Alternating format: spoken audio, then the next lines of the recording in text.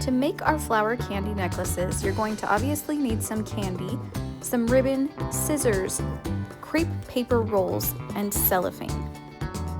Once you have all your supplies, you'll start by cutting your cellophane into a long strip.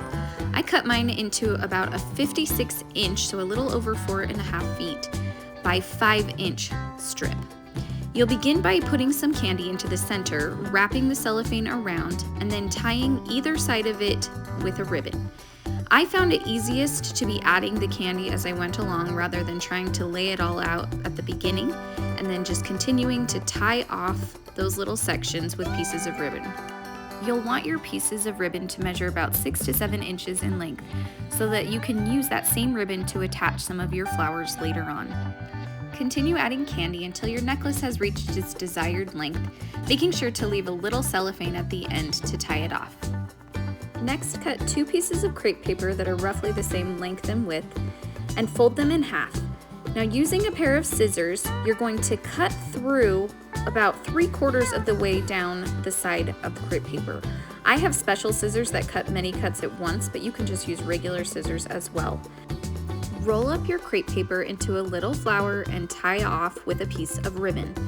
Once your flower is made, you can fluff it up and add some more dimension. The more crepe paper you use and the longer the crepe paper you use, the fuller your flower will be. Either using the ribbon that you use to make your flower or some of the existing ribbon on the necklace, tie the flower onto the necklace, knotting it tightly. For the next flower, cut 3 pieces of crepe paper that are the same length into different heights, and then start accordion folding those papers together until you have a neat little bundle.